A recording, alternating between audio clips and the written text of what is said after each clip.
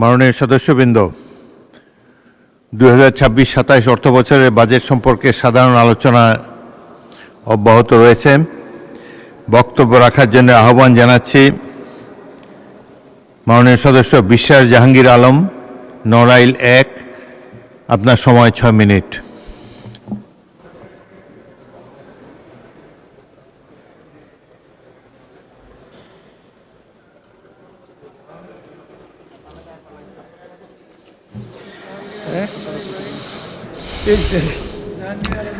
আহ্বান জানাচ্ছি মাননীয় সদস্য আবুল হোসেন খান, বরিশাল 6। সময় 7 মিনিট।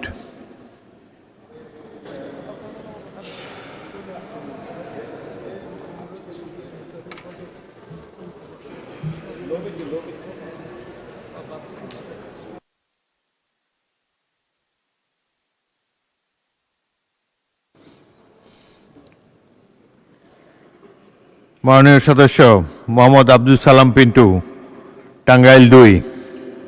আপনার সময় 8 মিনিট। মাননীয় স্পিকার, আপনাকে ধন্যবাদ।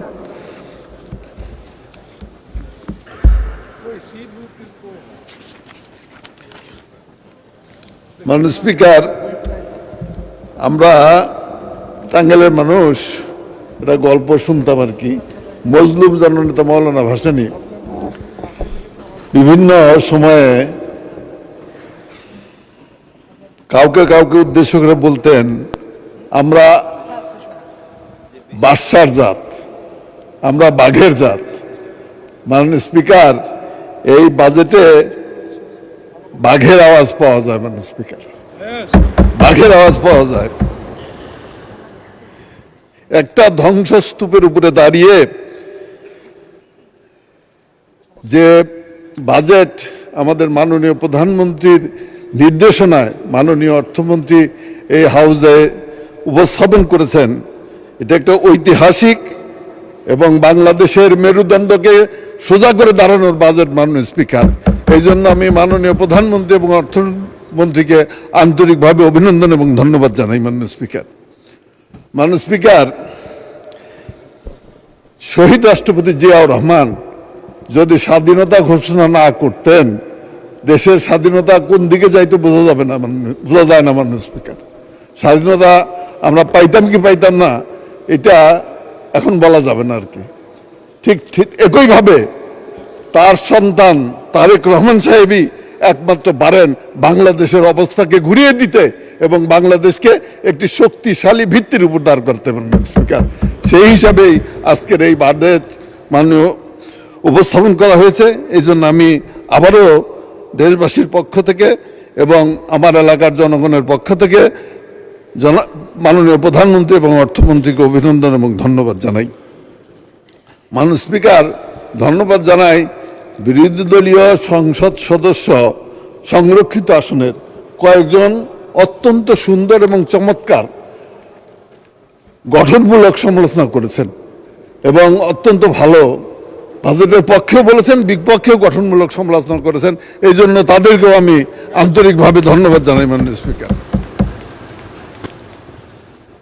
মাননীয় স্পিকার, এখানে বাজেটের উপরে এটা একটি কৃষকদের জন্য, জনগণের জন্য এবং দেশের জন্য একটি ঐতিহাসিক বাজেট, যেখানে 60-61টি পণ্যের উপরে কর প্রত্যাহার করে এই দেশের উৎপাদন ব্যবস্থাকে যাতে একটি শক্তিশালী ভিত্তির উপরে দাঁড় হতে পারে সেই জন্য এখানে কাজ করা হয়েছে। মাননীয় স্পিকার, এবং শুধু তাই নয়, আজকে বিনিয়োগ যাতে এখানে বৃদ্ধি পায় এবং বিনিয়োগ বৃদ্ধি পেলে দেশ শক্তিশালী হবে, এই দেশের বেকার সমস্যার সমাধান হবে, অর্থনৈতিক মজবুত হবে, তার জন্য এই বিনিয়োগ বান্ধব, কৃষি বান্ধব একটি বাজেট এখানে উপস্থাপন করা হয়েছে। মাননীয় স্পিকার, মাননীয় স্পিকার, তারপরেও আমি দু একটি জায়গায় আমি বলতে চাই যে মাননীয় স্পিকার, অনেক এটার পক্ষে বলতে গেলে অনেকক্ষণ বলা যাবে, কিন্তু অনেকেই বক্তব্য রেখেছেন, আমি আর পুনরাবৃত্তি করতে চাই না, যেহেতু এলাকার কথা বলতে হবে, সময়ও কম।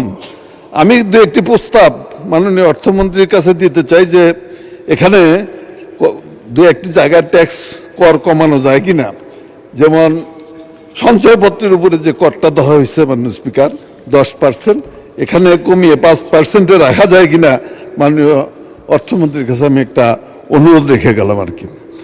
আর একটা অনুরোধ রাখলাম মাননীয় স্পিকার, আয় করের সীমানা, আমরা মধ্যবিত্ত করের সন্তান, আয় করের সীমানা 3,75,000 করা হয়েছে আর কি, এটা বাড়িয়ে 4,15,000 করা যায় কিনা মাননীয় স্পিকার একটু অর্থমন্ত্রীর কাছে আমি আবেদন জানিয়ে গেলাম আর কি। আরেকটি কথা মাননীয় স্পিকার, 5 লাখ টাকার উপরে আয়কর 10% করা হয়েছে, এখানে 5% অব্যাহত রাখার জন্য আমি অনুরোধ জানাবো, যাতে মধ্যবিত্ত এবং নিম্ন মধ্যবিত্ত আয়ের মানুষরা উপকৃত হয় মাননীয় স্পিকার। এই ছাড়া অন্যান্য যে সমস্ত ব্যাপারে বাজেটে উল্লেখ করা হয়েছে, কৃষকের পক্ষে ফ্যামিলি কার্ড, আজকে যে ওয়ার্ডে ফ্যামিলি কার্ডটা পায় মাননীয় স্পিকার, সেই ওয়ার্ডে অর্থনৈতিক চাঞ্চল্য বেড়ে যায়, দোকানপাট গড়ে উঠে, মহিলাদের মেয়েদের জন্য সেখানে একটা দোকান বেশি হলে দেখা যায় যে 2 জন কর্মচারী কাজ করবে, অর্থটা ওই এলাকায় চলবে, কাজেই একটি গ্রাম এলাকাগুলোকে সমৃদ্ধশালী হবে মাননীয় স্পিকার। এই জন্য আমি মাননীয় মন্ত্রীকে আবারও ধন্যবাদ জানিয়ে আমি খুব সংক্ষেপে আমার এলাকার কথা বলতে চাই, যেহেতু সময় নাই মাননীয় স্পিকার। আমি একটি কথা বলতে চাই, তাঁত শিল্প টাঙ্গাইলের তাঁত শিল্প, শহীদ রাষ্ট্রপতি জিয়াউর রহমান সাহেব টাঙ্গাইলের তাঁত শিল্পকে সমৃদ্ধ করার জন্য তাদেরকে ক্ষুদ্র ঋণ দেওয়ার ব্যবস্থা করেছিলেন। পরবর্তী টাইমে সেটা হলো না মাননীয় স্পিকার। শহীদ জিয়াউর রহমান শহীদ হওয়ার পরে দেখা গেল সেটা বন্ধ হয়ে গেছে।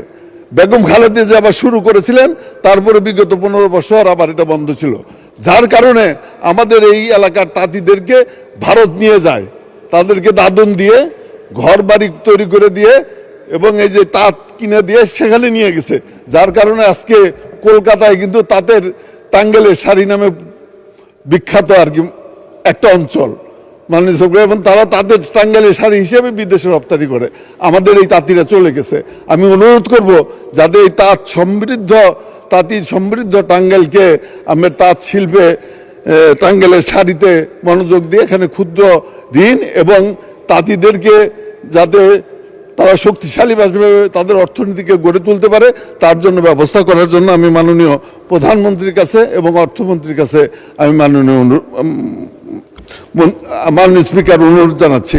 মাননীয় স্পিকার, সময় নাই, আমি খুব সংক্ষেপে বলতে চাই, যেহেতু টাঙ্গাইলে আমি ছোট থেকে বড় হয়েছি, কাজেই টাঙ্গাইলে মানুষের সাথে আমার একটি সম্পর্ক আছে।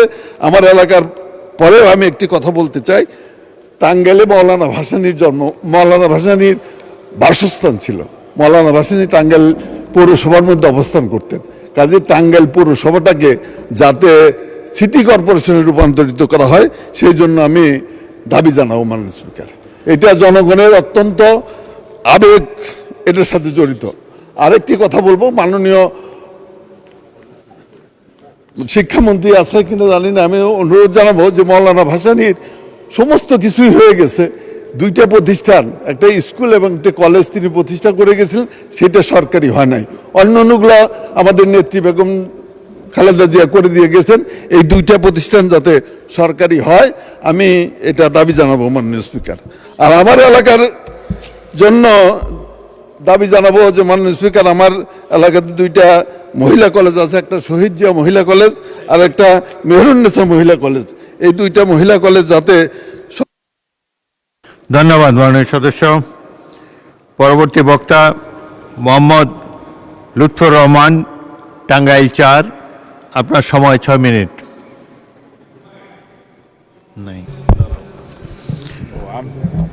জনাব আবুল কালাম আজাদ সিদ্দিকী, কে? আচ্ছা, জনাব লুৎফর রহমান, টাঙ্গাইল 4, আপনি বক্তব্য রাখুন, আপনার সময় 6 মিনিট। মাননীয় স্পিকার, আমি আমার বক্তব্যের শুরুতেই শ্রদ্ধা জানাচ্ছি আমাদের দলের প্রতিষ্ঠাতা সভাপতি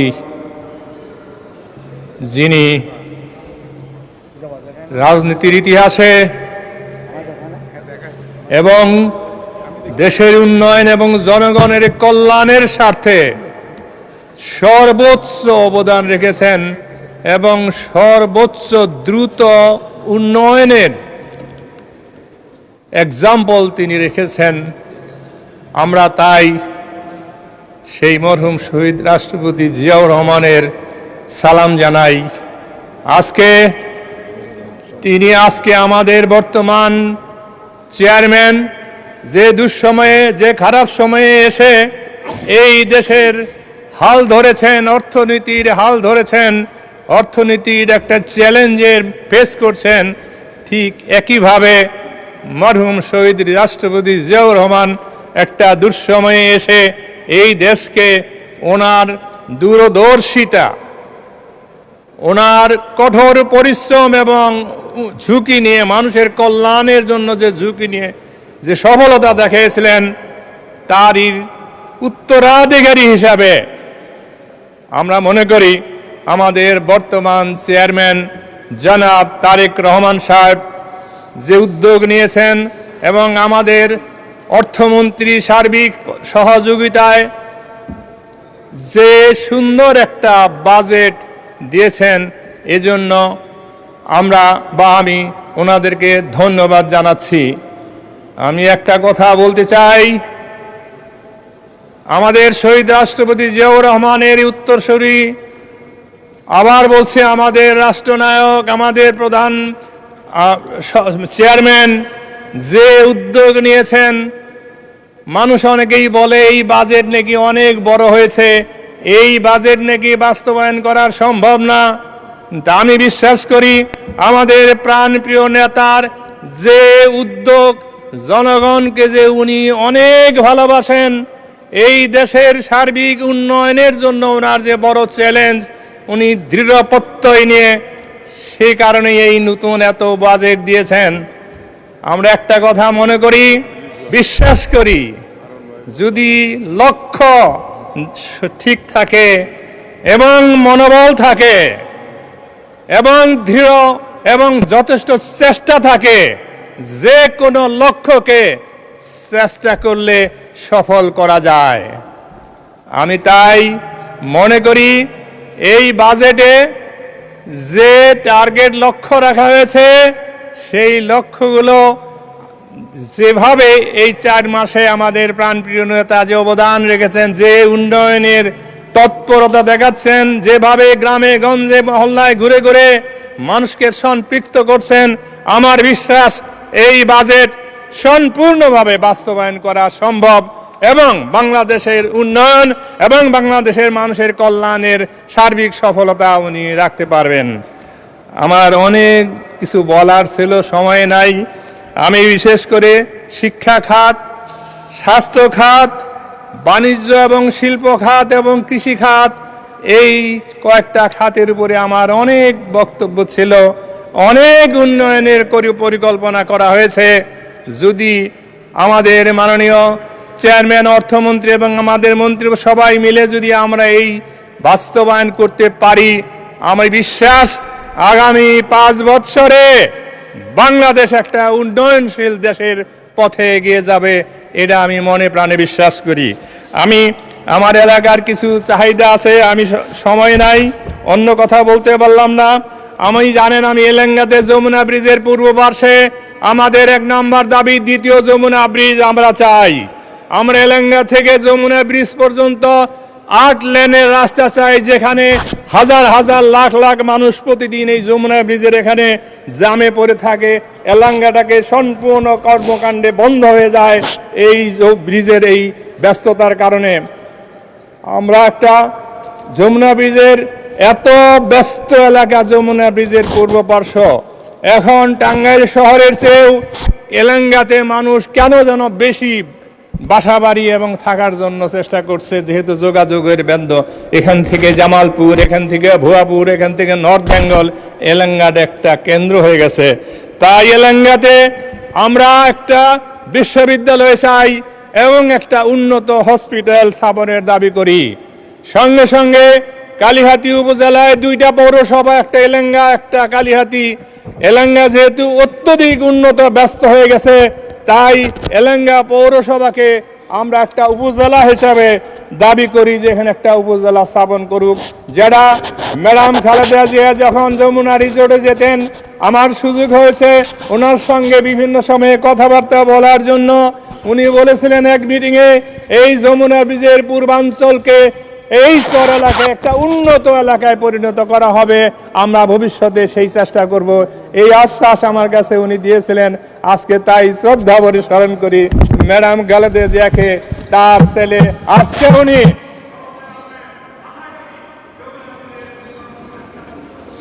ধন্যবাদ মাননীয় সদস্য। পরবর্তী বক্তা আবুল কালাম আজাদ সিদ্দিকী, টাঙ্গাইল ৭। আপনার সময় 6 মিনিট।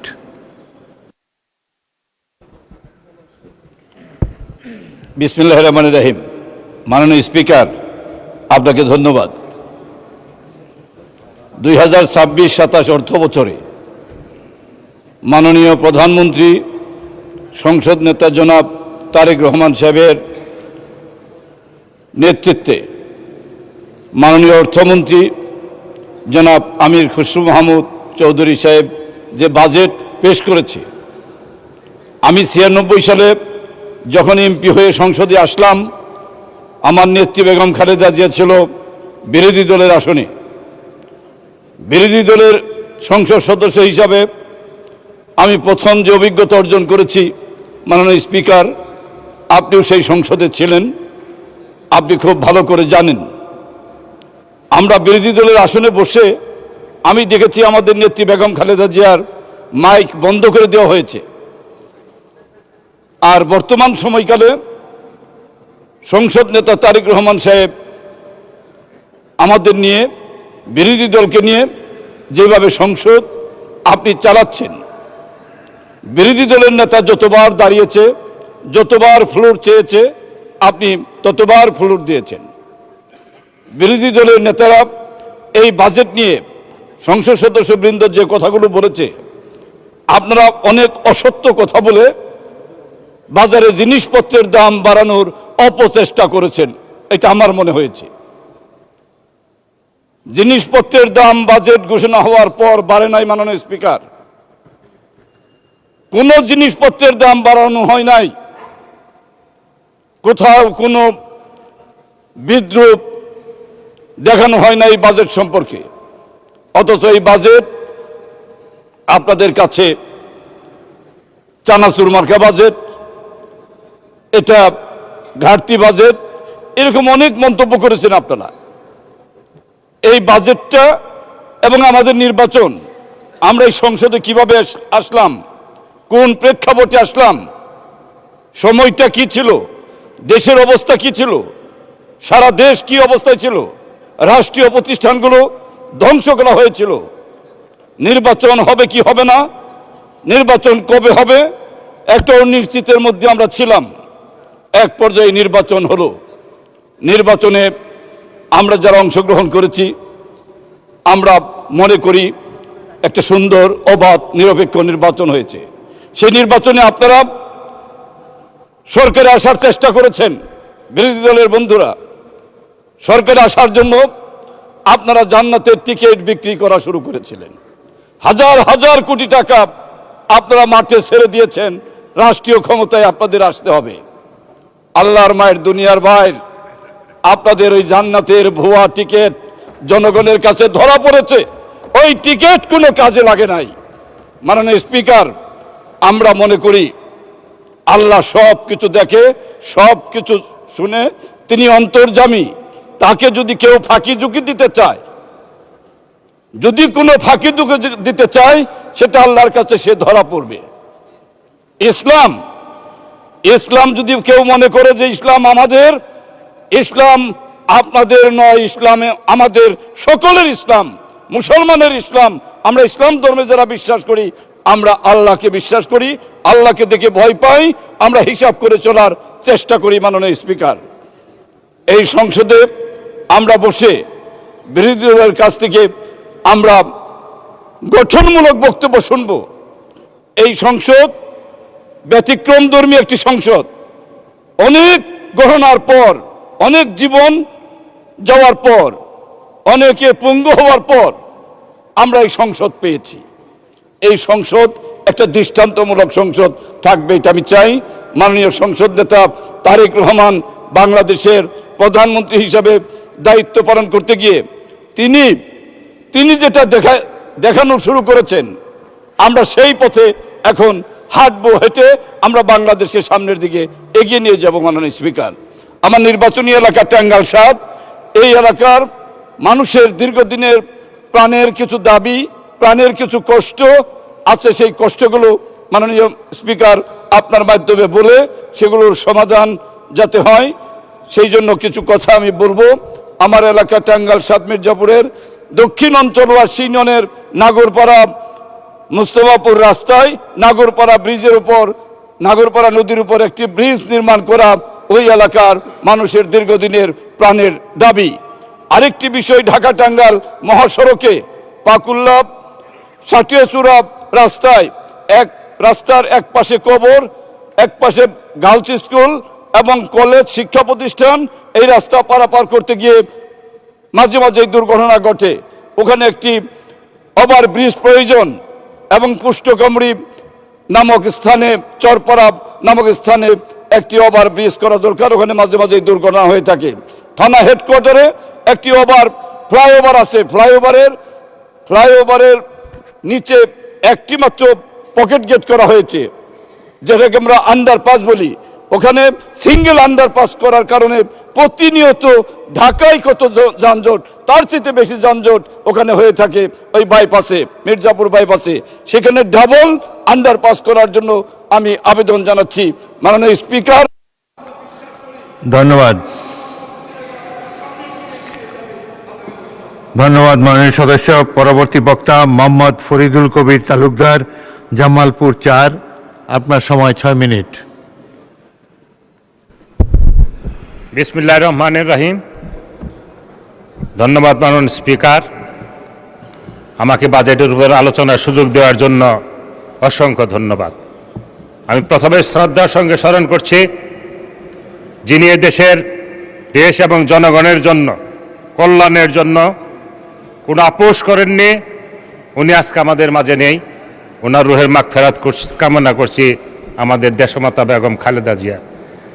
আমি শ্রদ্ধা ভরে স্মরণ করছি এই বাঙালি জাতিকে যিনি ঐক্যবদ্ধ করেছিলেন, এই বাঙালি জাতিকে পৃথিবীর মানচিত্রে যিনি পরিচিত করেছিলেন, স্বাধীনতার ঘোষণা দিয়ে এবং রণাঙ্গনে যুদ্ধের ময়দানে থেকে আমাদের শহীদ রাষ্ট্রপতি জিয়াউর রহমানের রুহের মাগফিরাত কামনা করছি। মাননীয় স্পিকার, আমরা ইতিমধ্যে লক্ষ্য করেছি আমাদের মাননীয় প্রধানমন্ত্রী উনি কি করতে চাচ্ছেন, এই দেশকে কোন উচ্চতায় নিয়ে যেতে চাচ্ছেন। ইতিমধ্যেই উনি রাষ্ট্রীয় সফরে মালয়েশিয়া এবং চীনে গিয়েছেন। আমরা লক্ষ্য দেখেছি, আমরা টেলিভিশন সহ ইউটিউবে দেখেছি,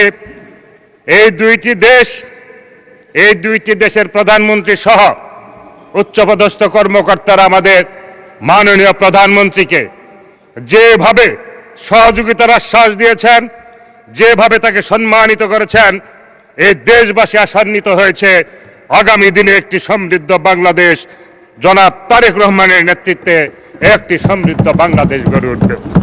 সম্মানিত মাননীয় স্পিকার, এদেশের অর্থনৈতিক অবস্থা এমন একটি অবস্থায় এসে আমাদের প্রধানমন্ত্রী এবং বাংলাদেশ জাতীয়তাবাদী দলকে এই দেশের মানুষ নিরঙ্কুশ ভোট দিয়ে এই সংসদে পাঠিয়েছেন। আমরা কোনোদিন এই জাতির সাথে বিশ্বাসঘাতকতা করতে পারি না। আমাদের নেতা মরহুম রাষ্ট্রপতি জিয়াউর রহমান, আমাদের নেত্রী বেগম খালেদা জিয়া এই দেশ এবং দেশের জনগণের সঙ্গে কোনো সময় বিশ্বাসঘাতকতা করে আমরা কোনো অবৈধ চুক্তিতে এবং নত জানুপরাষ্ট্রনীতি আমরা মেনে নেইনি। আজকে আমাদের প্রধানমন্ত্রী সেই লক্ষ্য নিয়েই সামনের দিকে এগিয়ে যাচ্ছে একটি সুন্দর বাংলাদেশ গড়ার জন্য। তাই আজকে যারা বিরোধী পক্ষের রয়েছেন তাদের কাছে আমার বিশেষভাবে অনুরোধ থাকবে, আসুন এই 5টি বছর আমাদেরকে সহযোগিতা করুন, আমাদেরকে পরামর্শ দিন। আমরা সকলে মিলে যেহেতু আমরা একটি ফ্যাসিস্ট সরকারের বিরুদ্ধে আন্দোলন সংগ্রাম করেছি, বহু রক্তের বিনিময়ে এই সংসদ আজকে অর্জিত হয়েছে। এই সংসদকে কার্যকরী করার জন্য যা যা প্রয়োজন আমরা উভয় পক্ষ মিলে আসুন আমরা একসাথে একযুগে কাজ করে আজকে প্রধানমন্ত্রীর যে লক্ষ্য ইতিমধ্যে আমরা বুঝতে পেরেছি, আমরা কোন অঙ্গরাজ্যে পরিণত হতে চাই না। আজকে একটি স্বাধীন সার্বভৌম বাংলাদেশ গড়ার লক্ষ্যে যা যা প্রয়োজন আমাদের নেতা জনাব তারেক রহমান সেই দিকে এগিয়েছে, আমরাও তাকে সার্বিক সহযোগিতা দিচ্ছি, আপনাদের কাছেও আমরা সহযোগিতা চাচ্ছি। মাননীয় স্পিকার, আসলে এই সময় নেই, আমার এলাকার হাজারো সমস্যা রয়েছে। আপনারা জানেন প্রতিটি বাড়িতে এক সময় বাঁশঝাড় ছিল। সেই বাঁশঝাড়ে যদি 20 বছরে যদি কোনো নতুন মাটি না দেওয়া হয়, সেই বাঁশগুলো মৃত্যুর সাথে পাঞ্জা লড়ে। আমার এলাকার সমস্যা ঠিক তেমনি। আমার এলাকার প্রতিটি সমস্যা জর্জরিত। এই সরিষাবাড়ি, জামালপুর 141, জামালপুর 4-এর যে সমস্যাগুলো রয়েছে, আমি বারবার যতবার আমি সুযোগ পেয়েছি আমি ততবার এই সংসদে আমি আমাদের মাননীয় মন্ত্রী সহ সকলের কাছে আকুতি জানিয়েছি, আমি নিবেদন জানিয়েছি। আজকে আবার অনুরোধ জানাচ্ছি, আমার এই শ্রমিক অধ্যুষিত সরিষাবাড়িকে আমরা আস্তে আস্তে ফ্যাসিস্ট সরকার সবগুলো জুট মিল বন্ধ করে দিয়ে আজকে শ্রমিকদেরকে বেকার অবস্থায় ফেলেছে। সরকারের কর্মসূচি রয়েছে ক্ষুদ্র ক্ষুদ্র শিল্প প্রতিষ্ঠান করে সরিষাবাড়িতে ক্ষুদ্র ক্ষুদ্র শিল্প প্রতিষ্ঠান গড়ে আবার সেই শ্রমিকগুলোকে যদি আমরা কাজে লাগাতে পারি, অবশ্যই আমরা আগামী দিনে একটি সুন্দর বাংলাদেশ আমরা গড়তে পারবো। আজকে মাননীয় স্থানীয় সরকার, পল্লী উন্নয়ন ও সমবায় মন্ত্রী রয়েছেন, যিনি অত্যন্ত শ্রদ্ধার মানুষ, আমার অত্যন্ত শ্রদ্ধার মানুষ। তার মাধ্যমে আমি অনুরোধ করব যে আমার সরিষাবাড়ির যে মরহুম ব্যারিস্টার আব্দুল সালাম তালুকদারের সময়ে যে উন্নয়নের গতি ধারা ছিল, আমরা চাই স্থানীয় সরকার মন্ত্রণালয়ের মাধ্যমে সেই উন্নয়নের গতি আবার ফিরিয়ে আনার জন্য চাচ্ছি। তাই আমি আজকে আবার অনুরোধ জানাচ্ছি মাননীয় শিল্পমন্ত্রীকে, আমি বারবার বলেছি যমুনা সার কারখানা পুনরায় চালু করার জন্য। মাননীয় সংসদ সদস্যদেরকে উপস্থিতি রেখে আমি বলতে চাই, যেহেতু যমুনা সার কারখানা আমার থানাতে, আমার নির্বাচনী এলাকায় আগামী জুলাই, আগস্ট, সেপ্টেম্বর মাসে সারের যে চাহিদা হবে, সেই চাহিদা যদি পূরণ করতে চাই, অবশ্যই দ্রুত এই যমুনা সার কারখানা পুনরায় চালুর জন্য। ধন্যবাদ মাননীয় সদস্য। পরবর্তী বক্তা মাননীয় সদস্য আমানুল্লাহ আমান, ঢাকা 2।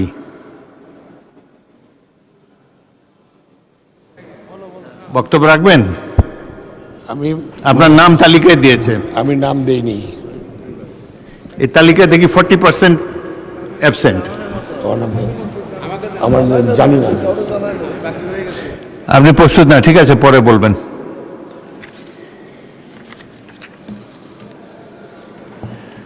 মাননীয় সদস্য বাবু গয়েশ্বরচন্দ্র রায়, প্রস্তুত? ঢাকা 3।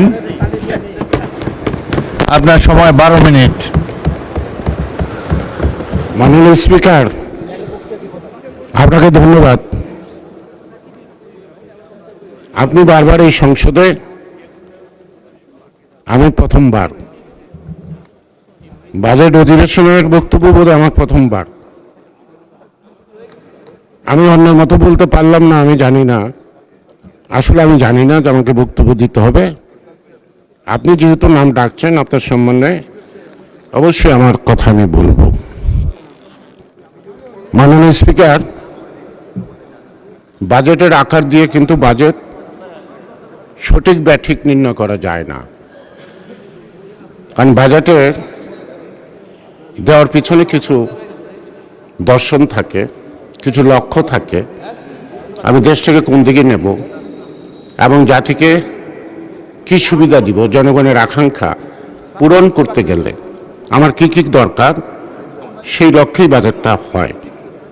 মাননীয় স্পিকার, বাংলাদেশে আমাদের leader of the house and prime minister at the same time পার্টির চেয়ারম্যান জনাব তারেক রহমান ঢাকায় নেমে বলেছিল, I have a plan. I have a plan মানে হি হ্যাজ এ ভিশন, অর্থাৎ তার একটা ভিশনে জাতিকে নিয়ে আছে।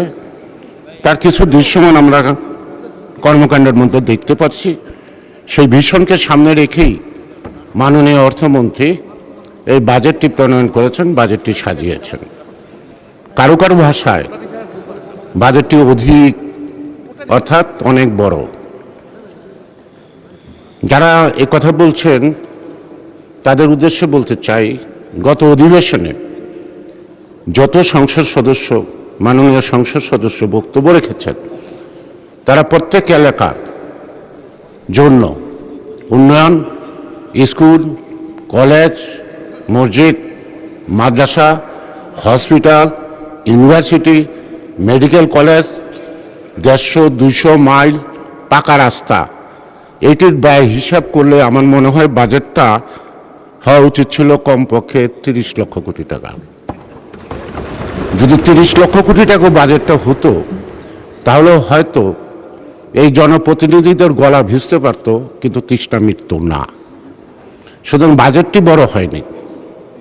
আর ঘাটতি বাজেট, রাষ্ট্রীয় বাজেট সবসময় ঘাটতি হয়, পারিবারিক বাজেটও ঘাটতি হয় না। কারণ অর্থনীতিতে পারিবারিক বাজেট হলো আয় বুঝিয়া ব্যয়, আর রাষ্ট্রীয় বাজেট হলো রাষ্ট্রের ব্যয় বুঝিয়া আয় নির্ধারণ করা। এই দুটো তফাৎ আছে। বর্তমানে যে আর্থসামাজিক অবস্থা, পারিবারিক বাজেটও মনে হয় আয় বুঝিয়া ব্যয় করা সম্ভব হয় না। কখনো দুর্যোগ, কখনো অসুস্থতা, কখনো দুর্ঘটনার কারণে পরিবারের যে আয় থাকে সেই আয়টা সংকুলন হয় না, তাকেও আশেপাশের মানুষের থেকে ধার দেনা করতে হয়। এবং বাড়ির স্ত্রী যখন একটা কাগজ দিয়ে দেয় বাজারে যেতে, সে নিয়ে যায়, দেখা যায় যত টাকা বাজারে খরচ হবে অত টাকা নাই। সেই কাস্টমার যদি বাজারে সৎ হিসাবে গণ্য হয়, তাহলে দোকানদার বলে ভাই নিয়ে যান, পরে দেন, অর্থাৎ ধার বাকি। সুতরাং বাজেটে যে লক্ষ্যমাত্রা ধরা হয়েছে সেটা ঘাটতি বাজেট সবসময় হবে, কারণ রাষ্ট্রের বাজেট কখনো উদ্বৃত্ত রাখে না, হয় না। আমি যদি এই সংসদ, মহান এই সংসদে, পার্লামেন্টে যারা আমরা আজকে নির্বাচিত হয়ে আসছি, আমরা যারা যারা নির্বাচন করছি, আমার মনে হয় 80% জনই কিন্তু নির্বাচনের সময় ঘাটতি বাজেট নিয়ে নির্বাচনে নামছি। কেউ কেউ বন্ধু বান্ধবের থেকে হাওলাত করে জামানতের টাকা জমা দিচ্ছি, কেউ কেউ আমরা দলীয় ফর্ম কিন্তু কারো থেকে ধার করছি, কিন্তু শেষ পর্যন্ত নির্বাচন করছি। আবার নির্বাচনের পরে অনেক বন্ধুর এটা গাড়ির টাকা উদ্বৃত্ত হয়ে গেছে। এই ঘাটতি বাজেটে কিন্তু নির্বাচন করে এসে এই ঘাটতি বাজেটকে পূরণ করাটা হলো আন্তরিকতা এবং সাহসিকতার ব্যাপার। শহীদ রাষ্ট্রপতি জিয়া রহমান 1971 সালের 25শে কালোরাত্রিতে গণহত্যার প্রতিবাদে হালি শহরে দাঁড়িয়ে সেদিন তিনি হুঙ্কার দিয়ে বলেছিলেন, I revolt against Pakistan soldier army. তার পাশে অনুসারীরা বলেছিল, নো স্যার, উই রিভোল্ট। আজকে আমাদের প্রধানমন্ত্রী তিনি যেমন বলছেন আই হ্যাভ এ প্ল্যান, আমরা যদি ওন করে বলি yes we have a plan, তাহলে এই ঘাটতি নয়, এই বাজেট পূরণ করা সম্ভব। বাজেটের অন্তরায় আছে অনেক। আজকে বাজেট আমরা নির্ধারিত করছি আলোচনায়, আমরা 20 ঘন্টা বলবো, আর আমাদের বিপক্ষে যারা আছেন তারা 20 ঘন্টা বলবেন। দেখেন এখানে কিন্তু সাংখ্যিক পাতে কিন্তু আমরা বৈষম্যের শিকার হয়েছি, তারপরে মেনে নিচ্ছি। বলেন বলেন যত পারেন বলেন, কারণ এই বলাতে কিছু আমার মনে হয় অসুন্দর না। বলুক, জনগণ ডিসাইড করবে। মাননীয় স্পিকার, আপনিও শুনছেন, আমরাও শুনি একটা গান, যে আকাশকে এত সুন্দর লাগতো যদি কিছু কিছু মেঘ নাই থাকতো। এই বাজেট আলোচনায় যদি কিছু সমালোচনা নাই থাকে, তাহলে বাজেটের যে গুরুত্ব আছে এইটি বা মানুষ বুঝবে কী করে? সে কারণেই বলছি বাজেটের কিছু অন্তরায় আছে, বাজেটটাকে ফলপ্রসূ করার ক্ষেত্রে কিছু অন্তর আছে, সেটা দীর্ঘদিনের যে ফ্যাসিস্ট সরকারের আমলে আমরা যা অর্জন করেছি প্রশাসন থেকে আরম্ভ করে সব কিছু মিলে তাদের দিয়ে তো বাজেটটাকে আমাদেরকে বাস্তবায়িত করতে হবে, আমাদের সেই স্বভাবের পরিবর্তন করতে হবে। দুর্নীতিকে নো করলে চলবে না, দুর্নীতিকে আমরা বলছি 0%। দুর্নীতিকে যদি আমরা মিনিমাম টলারেন্স আনতে পারি তারপরেও বাজেট পরিপূর্ণভাবে বাস্তবায়ন সম্ভব হবে। কারণ যারা এই রাজস্ব আদায় করবে, একটা শ্লোক আছে যে আল্লাহরে কি দিবা মানো, আমার কি দিবা আনো। অর্থাৎ যারা এই ট্যাক্স আদায় করে তারা সরকারের রাজস্ব চেয়ে বেশি ইন্টারেস্ট শো করে তাদের নিজস্ব পকেট ভরার জন্য। এই অভ্যাসে যদি পরিবর্তন করা যায়, মাননীয় অর্থমন্ত্রী যদি এই ব্যাপারে তার কোনো কৌশলগত দিক উপস্থাপন করতে পারেন, অর্থাৎ দুর্নীতিকে যদি আপনি হ্রাসমান করতে পারেন, তাহলে এই বাজেট খুব সফলভাবে সম্পন্ন হবে। সে কারণেই আমি বলবো যে প্রত্যেকটা বাজেটের মধ্যে একটা দর্শন থাকে, যে দর্শনই বলে দেয় বাজেটটা কী। অর্থাৎ এই যে প্রাইম মিনিস্টার বলছে যে আই হ্যাভ এ প্ল্যান, আমি বলি এটা হলো হি হ্যাজ এ ভিশন। ভিশনটা কি শিক্ষার উন্নতি, ভিশনটা কি দারিদ্র্য বিমোচন, ভিশনটা কি একটা নারীকে সমৃদ্ধ করার জন্য ফ্যামিলি কার্ড, স্বাস্থ্য কার্ড, নানা ধরনের। এটা মাইক্রো ইকোনমি, এটা ভালো ব্যাখ্যা দিচ্ছে ফজলুল হক মিলন মাননীয় সংসদ সদস্য। এটার একটা এফেক্ট হবে। আমাদের দেশের এনজিওরা সময় আন্দোলনটাকে শেষ করে দিচ্ছে। এই এনজিওরা ক্ষুদ্র ক্ষুদ্র ঋণ দেয়, তাদের সুদের হার দাঁড়ায় 33% থেকে 42%, অথচ ব্যাংকের সুদের হার 17% হয় না। কিন্তু আজকে এই যে 14,500 কোটি টাকা যে লক্ষ্যমাত্রা ধরা হয়েছে ফ্যামিলি কার্ড এন্ড অন্যান্য বিষয়ে, এই টাকাটা যখন জনগণের হাতে পৌঁছবে, এই মহিলাদের হাতে বা যাদের হাতে পৌঁছবে, তখন এটা কি হবে, মানিটা সার্কুলেশন বাড়বে, কোয়ান্টিটি থিওরি অফ মানি, তখন এই 14,000 কোটি টাকা দাঁড়াবে 2-3 মাসের মধ্যে 1 লক্ষ কোটি টাকা। অর্থাৎ মানি যত হাত বদলাবে মানি তত শক্তিশালী হয়। আইডল মানির কোনো দাম নাই, মানি যত সার্কুলেশন বাড়াতে পারবেন তত এটা দাম বাড়বে। সেই কারণে প্রান্তিক জনগোষ্ঠীর অর্থনৈতিক অবস্থা ভালো হবে, কারণ এটা ফেরত দিতে হবে না, এটা সুদ দিতে হবে না। সঙ্গত কারণেই অর্থনীতিতে একটা পজিটিভ আমরা রোল দেখব। যেন মাননীয় স্পিকার, অনেক জিনিসের দাম কমানো হয়েছে, অনেক জিনিসের দাম বাড়ানো হয়েছে।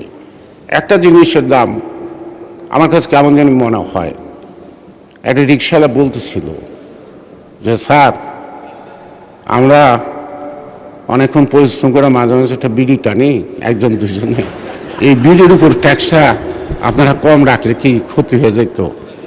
মাননীয় অর্থমন্ত্রীকে বলবো, এই গরিব কৃষকরা জমি রাইলে বসে বিড়ি খায়, এইটার দিকে আমার মনে হয় আপনার একটু নজর দেওয়ার দরকার। কারণ যারা বিড়ি খায়, যারা টোবাকো চাষ করে, তো ওইটা তো একটা অর্থনীতির আপনার পাচ্ছেন, সুযোগ পাচ্ছেন। তাই মাননীয় স্পিকার, আমি আমার নিজের এলাকার কথা কি বলবো, আমার ঢাকা 3, আমার উপজেলা নাই, উপজেলা গেছে আরেক জায়গায়। মাননীয় সদস্য, আপনাকে আরো 8 মিনিট সময় দেওয়া হয়েছে, 8 মিনিটে শেষ করবেন। মাননীয় স্পিকার, আপনার এই কৃপা আমি মনে রাখবো। আমি এখানে দাঁড়িয়ে বক্তব্য দিচ্ছি, এটা একটা কেরানীগঞ্জ সিএস রেকর্ড বলে, টঙ্গী ছাড়া গেল কেরানীগঞ্জ শিকার থানা, অর্থাৎ ঢাকার 70% কেরানীগঞ্জ থানার উপর অবস্থিত। অথচ এটা ঢাকা জেলার অন্তর্গত। ঢাকা জেলা ভাগ হইতে হইতে 6টা জেলা আছে। নরসিংদীর হেডকোয়ার্টার আছে, মানিকগঞ্জের হেডকোয়ার্টার আছে, মুন্সিগঞ্জের হেডকোয়ার্টার আছে, নারায়ণগঞ্জের হেডকোয়ার্টার আছে, গাজীপুরের হেডকোয়ার্টার আছে। ঢাকা জেলার হেডকোয়ার্টার ঢাকার গলির ভিতরে ঢুকে গেছে, আমাদের কোনো ঠিকানা নাই। যদিও একটা জেলার যে প্রিভিলেজ থাকে, শিল্পকলা একাডেমি করবেন, আপনি স্টেডিয়াম বানাবেন, আপনি হসপিটাল বানাবেন, আপনি ইউনিভার্সিটি বানাবেন, আমার ঢাকা জেলা তো ঢাকা শহরের গলির ভিতরে। মাননীয় স্পিকার, আপনার মাধ্যমে আমি মাননীয় প্রধানমন্ত্রীর কাছে বলবো, আমাদের হারিয়ে যাওয়া ঢাকা জেলা ফেরত দিন, ঢাকা ভূখণ্ডে ঢাকা জেলা করুন।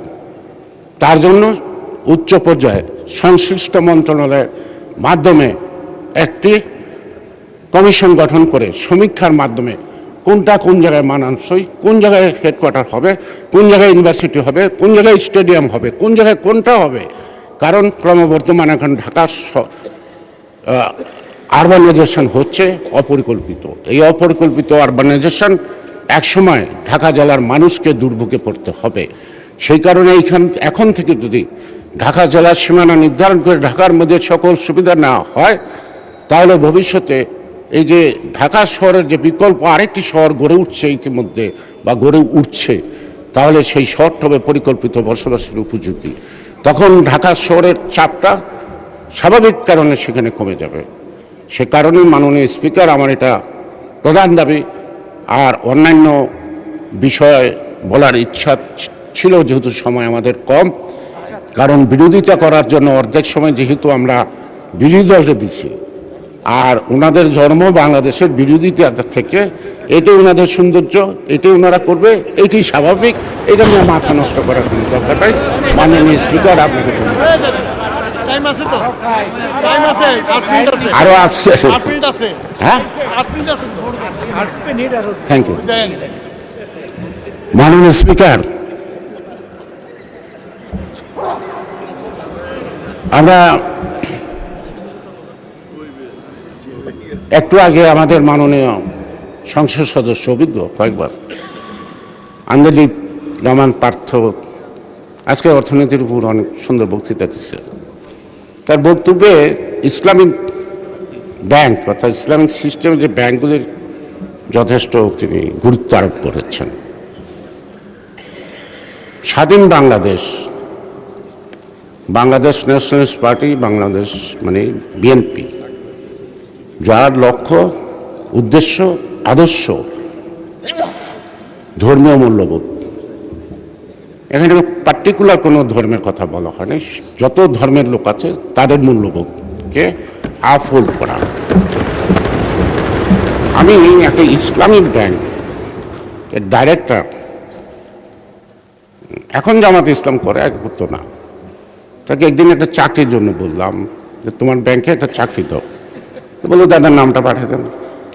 নামটা পাঠিয়ে দিয়ে বলতো দাদা সরি, ও তো হিন্দু, এই চাকরি তো আমি দিতে পারবো না। মাননীয় স্পিকার, ব্যাংকের নামের আগে যদি ইসলাম থাকে, সেখানে যদি মুসলিম ছাড়া অন্য ধর্মের লোক বাংলাদেশের চাকরি করতে না পারে, এটা যদি কোনো আইন হয়, তাহলে সেই আমি বলতে পারে আমি হিন্দু মানুষ, আমি মসজিদে যাইতে পারবো না বা মাদ্রাসায় যাইতে পারবো না, যা উচিত হবে না আমার, ঠিক আছে। কিন্তু এটা তো ব্যাংক তো কোনো মসজিদ বা মাদ্রাসা না, যে সেখানে অন্য ধর্মের লোক, এটা কি বৈষম্য না ইনজাস্টিস? এটা কি মুসলমানের জন্য দেশ স্বাধীন হচ্ছে না? এটা সকল জাতি ধর্ম নির্বিশেষে এই ভৌগোলিক অঞ্চলে যারা জন্মগ্রহণ করছে তারা দেশ স্বাধীন করছে। আমি মাননীয় স্পিকার, আপনার মাধ্যমে এটার ব্যাখ্যা আমি চাইব, যেহেতু জানি না, আন্দোলিপ রহমান পার্থ বলতে পারবে এটার ব্যাখ্যাটা, এটা সত্যি কি না। যদি সত্যি হয় তাহলে ইসলামিক ইন্স্যুরেন্স, ইসলামিক ব্যাংক সব ইসলাম নাম দেয়, ইসলামিক সুইট, ওটাও আবার ওই সুইটটার দোকানের মিষ্টি কিনা খেতে পারবো কিনা সেটাও আবার জানা। সে কারণেই মাননীয় স্পিকার, আজকে বিরোধিতার জন্য বিরোধিতা না, বিরোধিতার পাশাপাশি আমার মনে হয় পথ দেখানোর ব্যাপার। তো পথ না দেখে শুধু আমি বিরোধিতা করব, সেই বিরোধিতায় আমাদেরকে সামনে আনবেন না, সেই বিরোধিতা আমরা এগিয়ে যাব না। সে কারণেই এই বাজেটের মধ্যে দর্শন আছে, এই বাজেটের মধ্যে রাজনীতি আছে, এই বাজেটের মধ্যে রাজনীতি আছে। এই বাজেটের মধ্য দিয়ে বাংলাদেশ একটা জাতি ধর্ম নির্বিশেষে জিয়াউর রহমান একটা জাতি উপহার দিয়েছেন, সেই জাতির নাম বাংলাদেশি। জিয়াউর রহমান কিন্তু এটা ইসলামিক বাংলাদেশ ঘোষণা দেন নাই, তিনি ধর্মকে আফোল্ড করছেন, অর্থাৎ সকল ধর্মের মূল্যবোধ। সকল ধর্মের মূল্যবোধ মানে কিন্তু একই লক্ষ্য। কোনো ধর্মই মানুষকে খারাপ কথা বলতে বলে নাই, কোনো ধর্মই মানুষকে অসৎ পথে চলতে বলে নাই, কোনো ধর্মই কিন্তু খুন খারাপি রাহাজানিকে পছন্দ করেন নাই। মাননীয় স্পিকার, এই বাজেট, যেটা আমি আবার বলবো, আমাদের এখানে সবচেয়ে বড় সমস্যাটা একটাই হবে, সেটা হলো এইটুকু যে আমরা প্রশাসনের ক্ষেত্রে বা আমরা সকলে আমাদের যে দীর্ঘদিনের অভিজ্ঞতায় যে অভিজ্ঞ হয়ে গেছি, দুর্নীতি, এই দুর্নীতির লাগাম টেনে ধরতে হবে। দুর্নীতির লাগাম না টেনে ধরতে পারলে দুর্নীতির চাপে আমরা তলিয়ে যাব সারা জাতি। সে কারণে এখানে আমাদের একজন সংসদ সদস্য দাবি করছে আমাদের পক্ষ থেকে একটা কি ওয়াশিং মেশিন। আমি ওয়াশিং মেশিনের নাম শুনছি, দেখি নাই, ব্যবহারও করি নাই। আমি মাননীয় সংসদ সদস্য ধন্যবাদ জানাই। আপনার যদি দরকার হয় আপনি স্পিকারের কাছে চান, আমার দরকার নাই। এবং সংসদ কর্তৃক যদি দেয় ওটা আমি নেব না, ওটা নেব না, আমার দরকার নেই, এটা আমি চিনি না, আমি ব্যবহারও করতে পারি না। সুতরাং মাননীয় সংসদ সদস্যদের এই অভাব যদি একটা হয়, কি ওয়াশিং মেশিন হয়, তো বাংলাদেশের মানুষের যে কত অভাব, সেই অভাবের যদি তাকান তাহলে বুঝতে পারবেন এই বাজেট অপ্রতুল, এই বাজেট বিগ বাজেট না। আরেকটা বিষয় আছে মাননীয় স্বরাষ্ট্রমন্ত্রী, আমাদের দেশের মাদকের সবচেয়ে বড় চালানা সোনার বাড়ির আশেপাশ দিয়া কক্সবাজার টেকনাফ। আগে শুনতাম বধূ, এখন তো বধূ নাই, বধূ তো বধ হয়ে গেছে গা। এখনকার ওইখানকার দায়িত্বটা কে নিছে? বাড়ির আশেপাশের লোক। স্বরাষ্ট্রমন্ত্রী তো চেনার কথা। এতদিন ওই দিক দিয়ে মাদক আসা বন্ধ হতে উচিত ছিল। আইন দিয়ে কোনো কিছু হয় না, আইন কার্যকরী করার জন্য সাহস লাগে, সৎ সাহস লাগে, ইচ্ছা লাগে। সুতরাং আমাদের একটা বড় চ্যালেঞ্জ এখন বাংলাদেশে মাদক আসক্ত।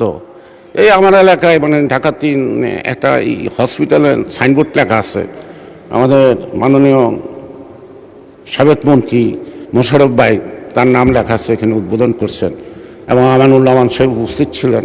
একটা স্টোন আছে, 10 শয্যা বিশিষ্ট একটা হসপিটাল, পুরা মাদকে আক্রান্ত, মানে রুগীও নাই, ডাক্তারও নাই, দারোয়ানও নাই, মাঝে মাঝে খুন খারাপ।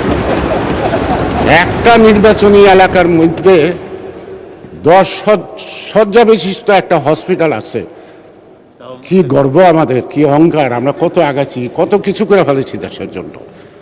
যেখানে আদমশুমারি অনুযায়ী লোক সংখ্যা হলো 6 লক্ষ, 6.5 লক্ষ, কিন্তু বেসরকারিভাবে 15 লক্ষ লোকের উপরে বসবাস একটি আসনে, ঢাকা 3-এ। সেখানে একটা হসপিটাল আছে, তার মধ্যে মাদক আসক্ত। তাই মাননীয় স্পিকার, আমার মনে হয় আমার সব কথার মধ্যে সব দাবি হয়ে গেছে। এখন আমরা সাহসিকতার সাথে আমাদেরকে এগুতে হবে। দেশ স্বাধীন করতে যখন বিরোধিতার মধ্যে পড়ছিলাম, আপনিও পড়ছিলেন, সকল বিরোধিতাকে কাটিয়ে যখন দেশটা স্বাধীন করতে পারছি, আজকে বহুদিন পরে এই অর্জিত গণতান্ত্রিক সরকার এবং গণতান্ত্রিক এই পার্লামেন্ট আমার মনে হয় সকল বাধা বিপত্তিকে অতিক্রম করে, মোকাবেলা করে আমরা আমাদের লক্ষ্যে পৌঁছতে সক্ষম। মাননীয় স্পিকার, আপনাকে ধন্যবাদ। যদি বাকি সময় থাকে এটা অনেকে দেন, তারা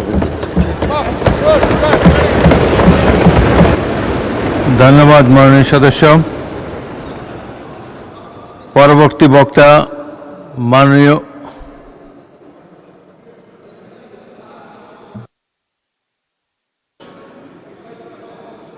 সদস্য আন্দালিব রহমান পার্থ। কি পয়েন্ট অফ অর্ডার নাকি?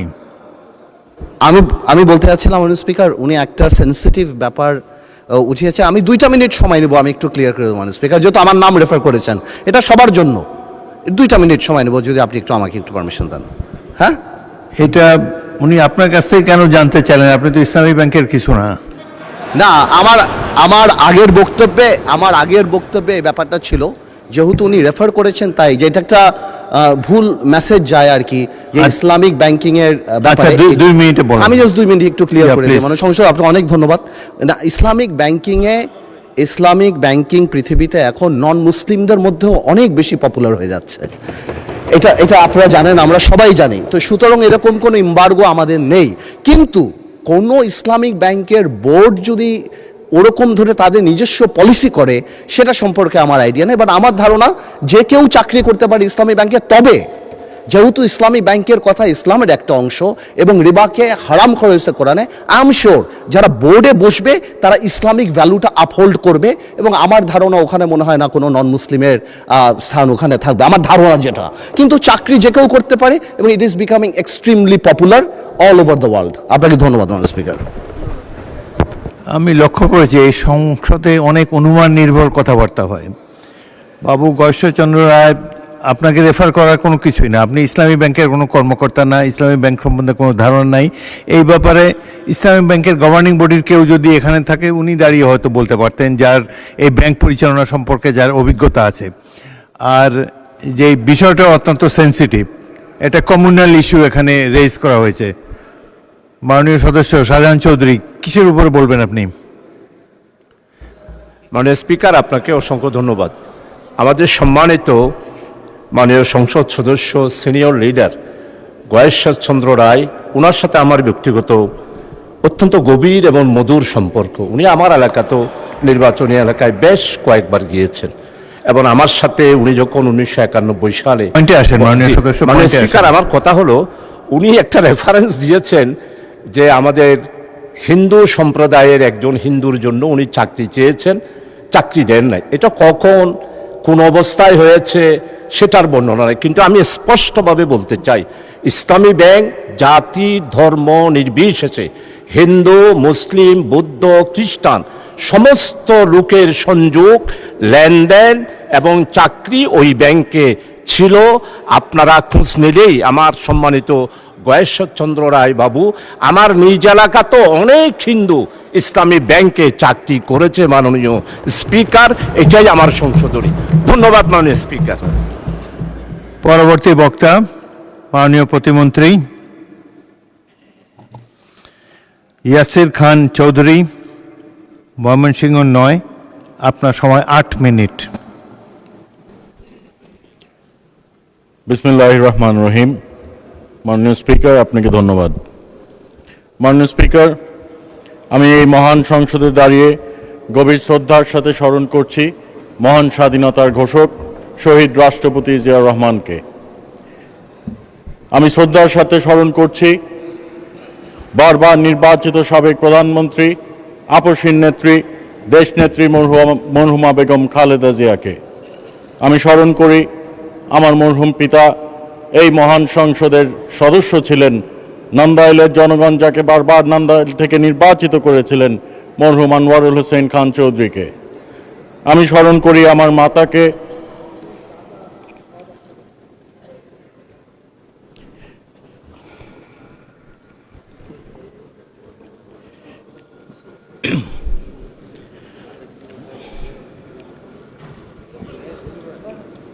যিনি আমাকে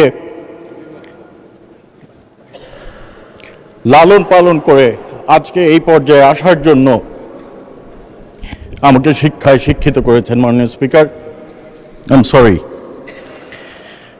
মাননীয় স্পিকার, আমি কৃতজ্ঞ নন্দাইলবাসীর প্রতি, যে নন্দাইলবাসী বারবার আমার পিতাকে, আমার পরিবারের সদস্যদেরকে এবং আমাকে আমার উপর আস্থা রেখে, বিশ্বাস রেখে মাননীয় প্রধানমন্ত্রী তারেক রহমান সাহেবের মনোনীত প্রার্থী হিসাবে, ধানের শীষের প্রার্থী হিসাবে শত প্রতিকূলতার মধ্যেও আমাকে নির্বাচিত করেছে। মাননীয় স্পিকার, ইতিহাস সাক্ষী দেয় বাংলাদেশ জাতীয়তাবাদী দলের প্রতিষ্ঠাতা শহীদ রাষ্ট্রপতি জিয়াউর রহমান সাহেবের ঘোষণায় বাংলাদেশ স্বাধীন হয়েছিল। ইতিহাস সাক্ষী দেয় 90-এর গণ অভ্যুত্থানে, 90 স্বৈরাচারের বিরুদ্ধে আন্দোলনে দেশনেত্রী বেগম খালেদা জিয়ার নেতৃত্বে বাংলাদেশ পুনরায় স্বাধীন হয়েছিল। ইতিহাস সাক্ষী দিচ্ছে মাননীয় প্রধানমন্ত্রী তারেক রহমান সাহেবের নেতৃত্বে ছাত্র জনতার আন্দোলনে বাংলাদেশ পুনরায় স্বাধীন হয়েছে। এতে প্রতীয়মান হয় যে জিয়া পরিবার বারবার বাংলাদেশকে উদ্ধার করার জন্য ঝাঁপিয়ে পড়েছে এবং এই জিয়া পরিবারের জন্য আমরা রাজনৈতিকভাবে, আমরা সামাজিকভাবে প্রতিষ্ঠিত হয়েছি। মাননীয় স্পিকার, বাংলাদেশ জাতীয়তাবাদী দল একটি গণতান্ত্রিক দল। এই দলে গণতন্ত্র চর্চা হয়।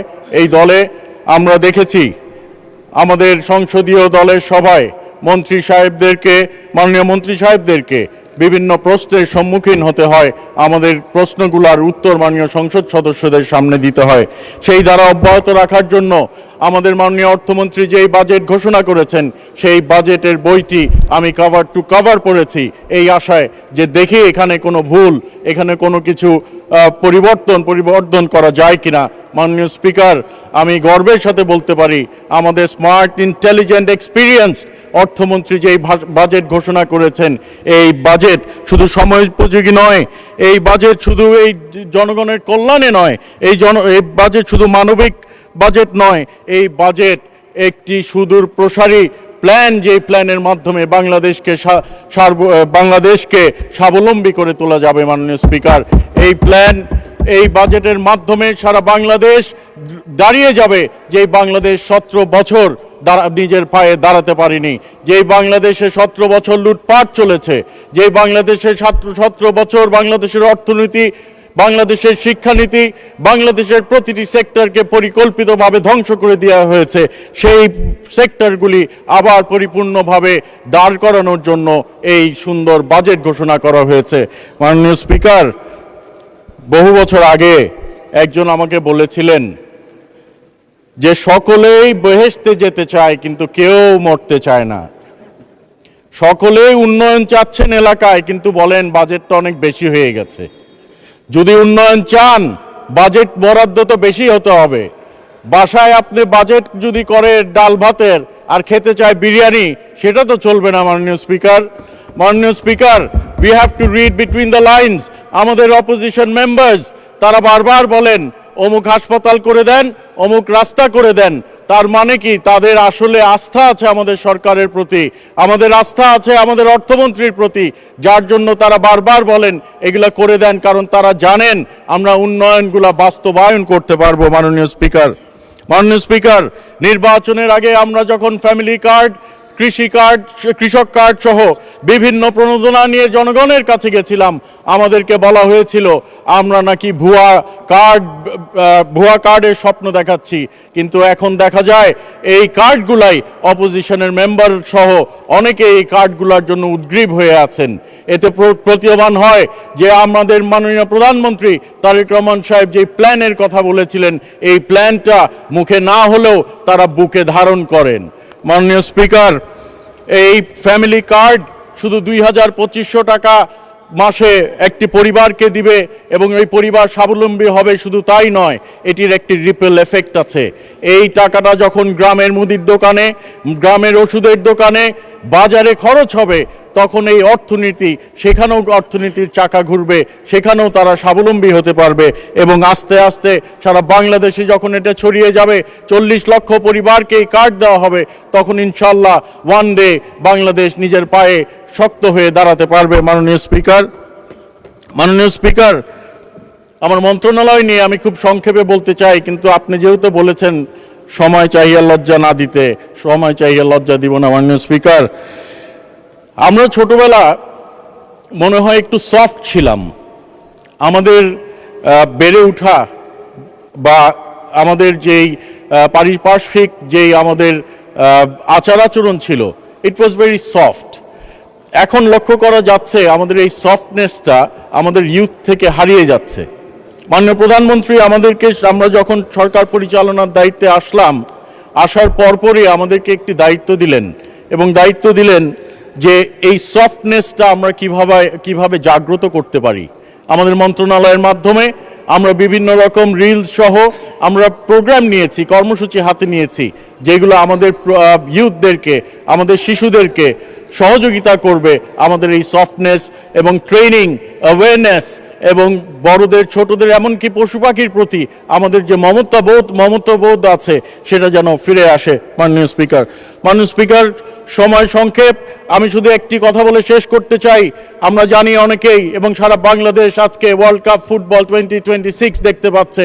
আমাদের মন্ত্রণালয় ফিফার সাথে চুক্তি করে 47 কোটি টাকা দিয়ে যেই রাইটস কিনেছে সেটা ইতিমধ্যে আমরা প্রায় 44 কোটি টাকা বেসরকারি খাতে বিক্রি করে উদ্ধার করতে পেরেছি। প্রায় বিনামূল্যে ফিফা বাংলাদেশে প্রচার হচ্ছে ওয়ার্ল্ড কাপ। যেই সিন্ডিকেট আমরা ভেঙেছি, সেই সিন্ডিকেট যেই দুর্নীতির রন্ধ্রে রন্ধ্রে ঢুকে গেছিল, আমাদের মন্ত্রণালয় সেটা সক্ষম হয়েছে সেই সিন্ডিকেট ভেঙে আমাদেরকে প্রায় বিনামূল্যে ওয়ার্ল্ড কাপ ফিফা দেখানোর জন্য 2026-এ। সেই জন্য আমি মাননীয় প্রধানমন্ত্রীকে আন্তরিকভাবে ধন্যবাদ জানাই আমাদেরকে সহযোগিতা করার জন্য। মাননীয় ধন্যবাদ মাননীয় প্রতিমন্ত্রী। পরবর্তী বক্তা মাননীয় প্রতিমন্ত্রী শেখ ফরিদুল ইসলাম, বাগেরহাট 3। আপনার সময় 8 মিনিট। বিসমিল্লাহির রহমানির রহিম। মাননীয় স্পিকার, আপনাকে ধন্যবাদ। বক্তব্যের শুরুতেই আমি শ্রদ্ধার সঙ্গে স্মরণ করছি স্বাধীনতার মহান ঘোষক শহীদ রাষ্ট্রপতি জিয়াউর রহমান বীর উত্তমকে। আমি আরও শ্রদ্ধার সঙ্গে স্মরণ করছি আপসহীন দেশনেত্রী মরহুমা বেগম খালেদা জিয়াকে। আমি 26-27 অর্থ বছরের বাজেটের শুরুতে আমি প্রথমে অভিনন্দন জানাতে চাই আপনার মাধ্যমে আমাদের সংসদ নেতা মাননীয় প্রধানমন্ত্রী তার মেডেন ভয়েস টু মালয়েশিয়া এবং চায়না সাকসেসফুলি সম্পন্ন করার জন্য। মাননীয় স্পিকার, 2026-27 অর্থ বছরের বাজেটটা সম্পর্কে আমি মোটামুটি দেখার যে সুযোগ পেয়েছি, আমি এতটুকু দেখেছি যে এটা একটা পরিপূর্ণ বাজেট এবং একটা ইনক্লুসিভ বাজেট, এবং মাননীয় অর্থমন্ত্রী সকল শ্রেণী পেশার মানুষের কথা মাথায় রেখে এটাকে সুন্দরভাবে সাজিয়েছেন, যাতে আগামীতে আমরা ঘুরে দাঁড়াতে পারি, এই ভঙ্গুর অর্থনীতির ভিতর থেকে বেরিয়ে আসতে পারি। মাননীয় স্পিকার, আমি ব্যক্তিগতভাবে একজন ট্যাক্স পেয়ার। আমি লাস্ট 33 ইয়ার্স আমি ট্যাক্স পে করি। এবছরই প্রথমবারের মতো দেখলাম এই বাজেটে কোনো ট্যাক্স যারা দেয় তাদের প্রতি ইম্পোজ করা হয়নি। এর আগে বিভিন্ন ফরম্যাটে এই ট্যাক্সগুলোকে ইম্পোজ করা হতো। তো আমি মনে করি এবার যে কর ব্যবস্থাপনা সেটির উপর গুরুত্ব দেওয়া হয়েছে এবং কর কীভাবে আদায় করা যায়, ডিজিটালাইজেশন করা যায়, সেটার উপর গুরুত্ব দিয়ে আমি মনে করি কাজ করা হয়েছে, যেটা সবার জন্য একটি স্বস্তির জায়গা তৈরি করে দিয়েছে। মাননীয় স্পিকার, আমাদের নির্বাচনী অঙ্গীকার অনুযায়ী আমাদের দক্ষ মানব সম্পদ এবং প্রযুক্তি, শিক্ষা, কর্মসংস্থান এগুলোতে গুরুত্ব দিয়ে আমাদের শিক্ষা খাতে 2% প্রবৃদ্ধির কথা বলা হয়েছে, বা জিডিপির 2% এখানে সেট করা হয়েছে, যেটা আগামী 5 বছরে 5% পর্যন্ত একটা টার্গেট রাখা হয়েছে। আমি মনে করি এটা একটা সময় উপযোগী পদক্ষেপ আমাদের জাতিকে সুশিক্ষিত করার জন্য বা যুগ উপযোগী করার জন্য। মাননীয় স্পিকার, বাজেটের অন্যতম দিক হচ্ছে আমাদের অর্থনীতি পুনরুদ্ধার এবং আমাদের যে মুদ্রাস্ফীতি এটাকে কমিয়ে আনা। তো আমি মনে করি এই ক্ষেত্রেও অত্যন্ত গুরুত্ব দেওয়া হয়েছে এই বাজেটে। আমি জলবায়ু পরিবর্তন মন্ত্রণালয়ে কাজ করি।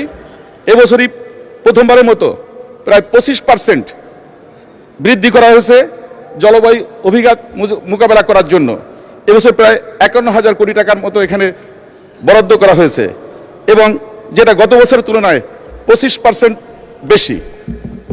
তো আমি মনে করি আমাদের প্রত্যেক বছর প্রায় 50 লক্ষ মানুষ বাস্তুহারা হচ্ছে বন্যা, ঘূর্ণিঝড় বা নদী ভাঙ্গন এইসব কারণে। এই মানুষগুলোর কথা মাথায় রেখে এবারই প্রথমবারের মতো আমাদের যে খাদ্য নিরাপত্তা, সামাজিক সুরক্ষা এই ক্ষেত্রে বরাদ্দ প্রায় 43% মতো রাখা হয়েছে, যেটা অতীতে সবসময় গত 2009 সাল থেকে 25 সাল পর্যন্ত ছিল 1%-এর কম। তো আমি এটা মনে করি এটা অত্যন্ত একটা সময় উপযোগী পদক্ষেপ।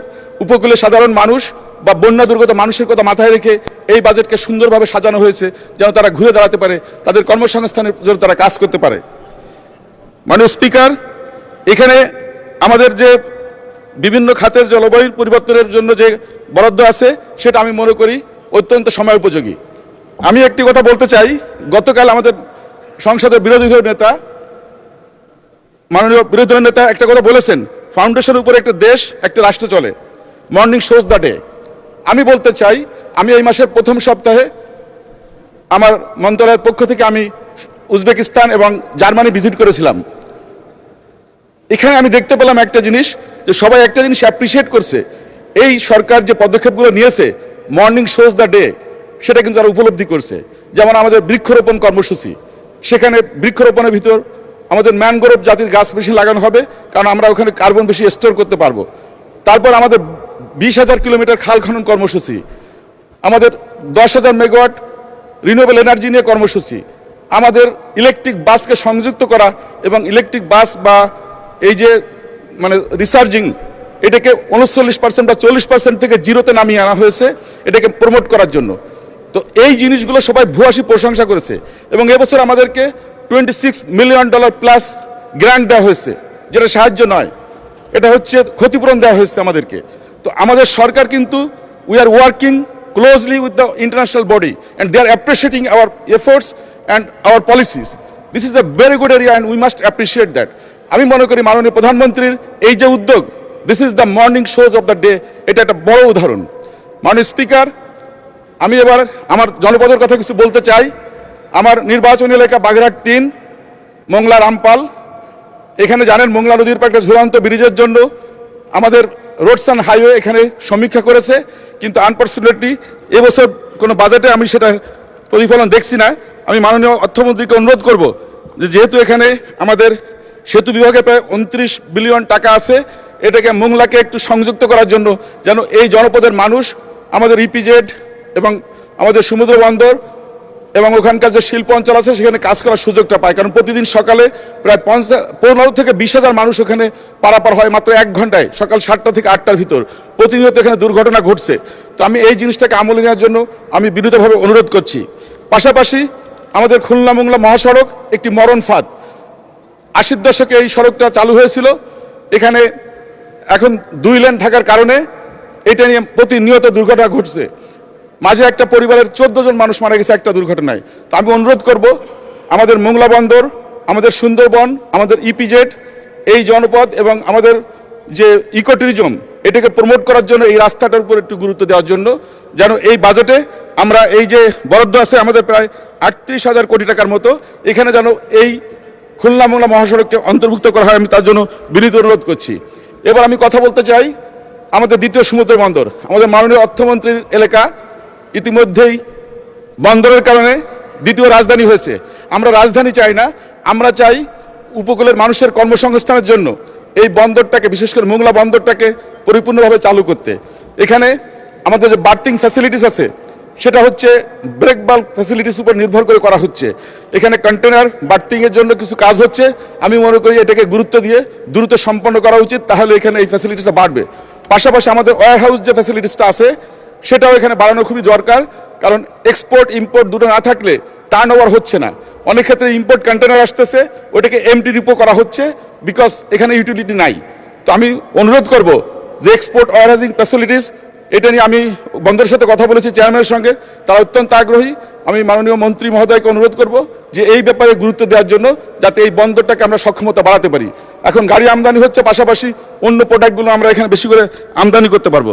মাননীয় স্পিকার, আমাদের যে বিমানবন্দরের জন্য জমি অধিগ্রহণ করা হয়েছে 630 একর, আমি মনে করি এই বিমানবন্দর আমাদের ফয়লাতে যেটা আছে, ফয়লাহাট বিমানবন্দর, খানজান আলী বিমানবন্দর নাম, এখানে এই বন্দরে আমাদের যে 630 একর জায়গা আছে, এটাকে দ্রুত আমরা যদি বাস্তবায়ন করতে পারি, তাহলে মোংলা বন্দর, ইপিজেড, খুলনা শিল্প অঞ্চল সহ দক্ষিণ অঞ্চলের গেটওয়ে হিসেবে আমরা এটাকে কাজে লাগাতে পারবো। তো আমি এই প্রস্তাবগুলো রাখবো আমাদের ওই জনপদের স্বার্থে, উপকূলের মানুষের স্বার্থে, বিকল্প কর্মসংস্থানের স্বার্থে এই বন্দরটাকে দ্রুত চালু করার জন্য। মাননীয় স্পিকার, আপনাকে ধন্যবাদ আমার কথা বলার সুযোগ করে দিন। ধন্যবাদ মাননীয় প্রতিমন্ত্রী। পরবর্তী বক্তা আহমদ সোহেল মঞ্জুর, পিরোজপুর 2। মাননীয় প্রতিমন্ত্রী, আপনার সময় 8 মিনিট।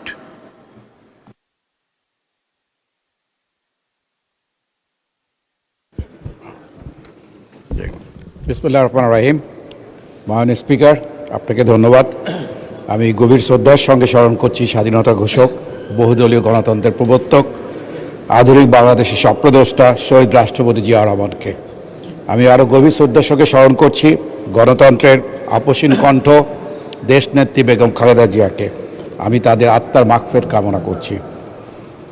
এই সংসদে নতুন দিনের নতুন স্বপ্ন, নতুন প্রত্যয় এবং বাংলাদেশকে বিশ্ব দরবারে মাথা উঁচু করে দাঁড় করানোর অঙ্গীকার নিয়ে মাননীয় প্রধানমন্ত্রী জনাব তারেক রহমানের নেতৃত্বে গণতান্ত্রিক সরকারের মাননীয় অর্থমন্ত্রী আমির খসরু মাহমুদ চৌধুরী 2026-27 অর্থ বৎসরের প্রস্তাবিত বাজেট উপস্থাপন করেছেন। আমি মনে করি এই বাজেট শুধু আয় ব্যয়ের হিসাব নয়, এই বাজেট হলো বাংলাদেশের অর্থনীতিকে স্থবিরতা থেকে গতিশীলতায়, হতাশা থেকে আশায়, বিশৃঙ্খলা থেকে শৃঙ্খলায় এবং বৈষম্য থেকে অন্তর্ভুক্তির পথে নেওয়ার একটি রূপরেখা। মাননীয় স্পিকার, আমি সরকারি দলের একজন সংসদ সদস্য। আমি আমার সরকারের বাজেটের পক্ষে কথা বলবো, এটাই স্বাভাবিক। কিন্তু আমি আজ দলীয় আবেগ দিয়ে নয়, সাধারণ মানুষের জীবন দিয়ে এই বাজেটকে বিচার করতে চাই। একজন কৃষক, একজন শ্রমিক, একজন চাকরিজীবী, একজন ছোট ব্যবসায়ী, একজন মা, একজন শিক্ষার্থী, একজন প্রবীণ নাগরিক, একজন রোগী, একজন তরুণ উদ্যোক্তা, একজন ফ্রিল্যান্সার, তারা এই বাজেট থেকে কি পেলেন সেই জায়গা থেকে আমি কিছু কথা বলতে চাই। একটি বাজেট কখন গণমানুষের বাজেট হয়? শুধু বড় অঙ্ক থাকলেই বাজেট গণমানুষের হয় না। বাজেট গণমানুষের হয় তখন যখন একজন নিম্ন আয়ের মানুষ সেখানে নিজের স্বস্তির জায়গা খুঁজে পায়। বাজেট গণমানুষের হয় তখন যখন একজন কৃষক বুঝতে পারেন রাষ্ট্র তার পাশে আছে, একজন মা বুঝতে পারেন রাষ্ট্র তার পরিবারকে ভুলে যায়নি, একজন তরুণ বুঝতে পারেন তার মেধা দিয়ে কাজ শুরু করার সুযোগ রাষ্ট্র তৈরি করছে। মাননীয় স্পিকার, খুব সহজ একটি উদাহরণ দিই। আগে একজন নাগরিক বছরে 3,50,000 টাকা আয় হলেই তিনি করের আওতায় চলে আসতেন। এই বাজেটে করমুক্ত আয়সীমা 3,50,000 টাকা থেকে বাড়িয়ে 3,75,000 টাকা করার প্রস্তাব করা হয়েছে। সংখ্যা এটি হয়তো কারো কাছে খুব বড় মনে হবে না, কিন্তু মাননীয় স্পিকার, এটি একটি গুরুত্বপূর্ণ ইন্ডিকেটর। এই ইন্ডিকেটর বলে দেয় সরকার নিম্ন ও মধ্য আয়ের মানুষের উপর করের বোঝা ধীরে ধীরে কমাতে চায়। মাননীয় স্পিকার, এই বাজেটে আরেকটি বড় দিক হলো ফ্যামিলি কার্ড। ফ্যামিলি কার্ড শুধু ভাতা নয়, এটি নারীর মর্যাদা, পরিবারের নিরাপত্তা এবং সামাজিক সুরক্ষাকে একসঙ্গে যুক্ত করার উদ্যোগ। একই সাথে মাননীয় স্পিকার, আমরা এই বাজেটে কৃষক কার্ডের উদ্যোগও নেওয়া হয়েছে। মাননীয় স্পিকার, শিক্ষা ও স্বাস্থ্য খাতে বরাদ্দ বৃদ্ধি এই বাজেটের একটি বড় শক্তি। শিক্ষা খাতে বড় বরাদ্দ রাখা হয়েছে। শিক্ষাকে শুধু মুখস্থবিদ্যা নয়, দক্ষতা, কারিগরি শিক্ষা, প্রযুক্তি, গবেষণা, সৃজনশীলতা এবং কর্মমুখী শিক্ষার সঙ্গে যুক্ত করার কথা বলা হয়েছে।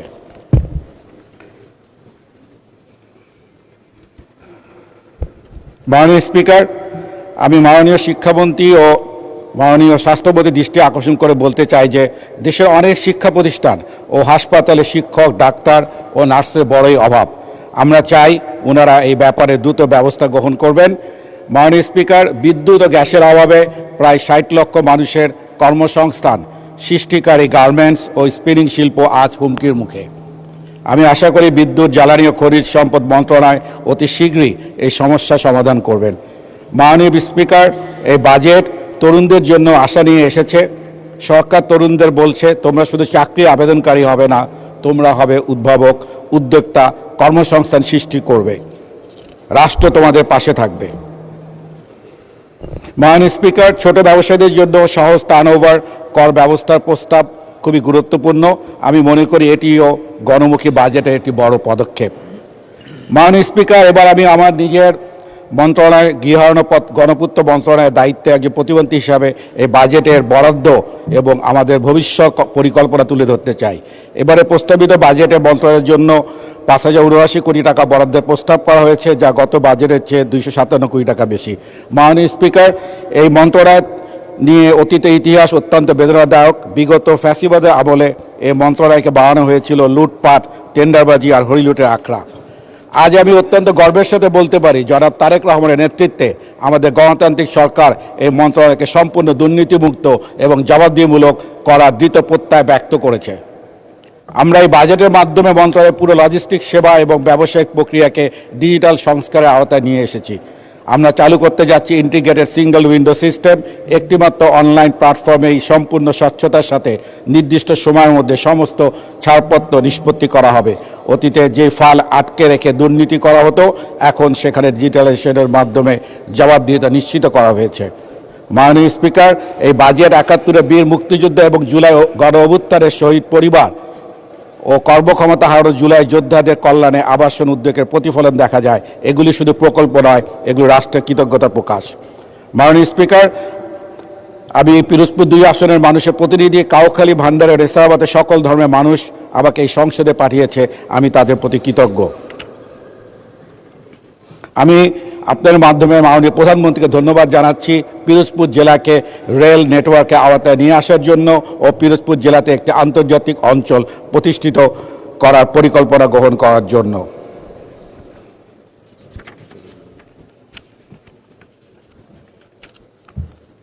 মাননীয় স্পিকার, এই বাজেটকে আমি দেশের সেরা বাজেট বলছি, শুধু আকারে কারণে নয়। আমি এটিকে সেরা বলছি কারণ এটি ভাঙ্গা অর্থনীতিকে মেরামতের কথা বলে, সাধারণ মানুষের করের চাপ কমানোর কথা বলে, কৃষকের পাশে দাঁড়ানোর কথা বলে, মায়ের হাতে সহায়তা দেওয়ার কথা বলে, তরুণকে উদ্যোক্তা করার কথা বলে, রোগীর চিকিৎসা খরচ কমানোর কথা বলে, প্রবীণদের মর্যাদা রক্ষার কথা বলে, ছোট ব্যবসায়ীদের জটিলতা কমানোর কথা বলে এবং রাষ্ট্রীয় প্রতিষ্ঠানকে স্বচ্ছ ও জবাবদিহিমূলক করার কথা বলে। এ বাজেট একদিনে সব সমস্যার সমাধান করবে আমি তা বলছি না, কিন্তু এ বাজেট সঠিক পথে হাঁটার সাহসী সূচনা করেছে। এ বাজেট মানুষের ঘরে আলো জ্বালানোর বাজেট। এ বাজেট গণতন্ত্রের অর্থনীতিকে জনগণের হাতে ফিরিয়ে দেওয়ার বাজেট। এ বাজেট বাংলাদেশের স্থবির অর্থনীতির চাকায় নতুন শক্তি দেওয়ার বাজেট। আমি এই ঐতিহাসিক মানবিক অন্তর্ভুক্তিমূলক ও গণমুখী বাজেটের জন্য মাননীয় প্রধানমন্ত্রী জনাব তারেক রহমান এবং মাননীয় অর্থমন্ত্রী জনাব আমির খসরু মাহমুদ চৌধুরীকে আন্তরিক ধন্যবাদ জানাই। আমি বিশ্বাস করি স্বচ্ছ বাস্তবায়ন, কঠোর জবাবদিহি এবং জনগণের অংশগ্রহণ নিশ্চিত করতে পারলে এই বাজেট বাংলাদেশের অর্থনীতিকে নতুন উচ্চতা নিয়ে যাবে। মাননীয় স্পিকার, আপনাকে ধন্যবাদ জানাচ্ছি এবং আগামী দিনে ইনশাআল্লাহ আমাদের সকলের সম্মিলিত প্রচেষ্টায় আমাদের এই বাজেট আমরা সফলকাম হতে পারবো এবং বিরোধী দলকে অনুরোধ করব আমাদের শুধু সমালোচনা খাতির সমালোচনা না করে গঠনমূলক আপনারা বক্তব্য দিবেন, যাতে আমরা সবাই মিলে এই বাজেটকে সাফল্যমণ্ডিত করার জন্য একসাথে কাজ করতে পারি। সবাই ভালো থাকেন, সুস্থ থাকেন। ধন্যবাদ সবাইকে। ধন্যবাদ মাননীয় প্রতিমন্ত্রী। পরবর্তী বক্তা মোহাম্মদ আখতারুজ্জামান মিয়া, হুইপ, দিনাজপুর 4। আপনার সময় 8 মিনিট। আসসালামু আলাইকুম। অন্যান্যদের প্রতি আন্তরিক শুভেচ্ছা। মাননীয় স্পিকার, আপনাকে ধন্যবাদ। আমি অন্তরের অন্তঃস্থল থেকে ধন্যবাদ জানাই, কৃতজ্ঞতা জানাই গণপ্রজাতন্ত্রী বাংলাদেশ সরকারের মাননীয় প্রধানমন্ত্রী, যিনি অতি সম্প্রতি মালয়েশিয়া এবং চীন সফর করে দেশের এবং জাতির জন্য যে সুনাম ও সম্মান বয়ে নিয়ে এসেছেন এবং এই দুই দেশ ভ্রমণ করার মধ্য দিয়ে উনি আমাদের অর্থনীতির চাকাকে সমৃদ্ধশালী করার প্রত্যয় নিয়ে আজকে আমাদের মাঝে ফিরে এসেছেন। এই জন্য আমি ওনাকে আমার পক্ষ থেকে, আমার এবং জাতির পক্ষ থেকে আন্তরিক ধন্যবাদ, মোবারকবাদ জানাই। মাননীয় স্পিকার, আমি ধন্যবাদ জানাই মাননীয় প্রধানমন্ত্রী, মাননীয় অর্থমন্ত্রী এবং অন্যান্য মন্ত্রী পরিষদের সদস্যবৃন্দ এবং আজকের এই 26-27 সালের বাজেটের পিছনে যারা সময় ব্যয় করেছেন, আমি তাদের সবাইকে আন্তরিক ধন্যবাদ এবং কৃতজ্ঞতা জানাই। আজকে বাজেট হয়েছে, আমরা বিভিন্নজন বিভিন্নভাবে কেউ প্রশংসা করছি, কেউ সমালোচনা করছি। একটি গণতান্ত্রিক রাষ্ট্র ব্যবস্থায় এবং একটি গণতান্ত্রিক সংসদে সমালোচনা থাকবে। সমালোচনা সহ্য করার মানসিকতা আমাদেরকে তৈরি করতে হবে, কারণ সমালোচনার অর্থ এই নয় যে আমাদের ধ্বংস কামনা করছে কেউ।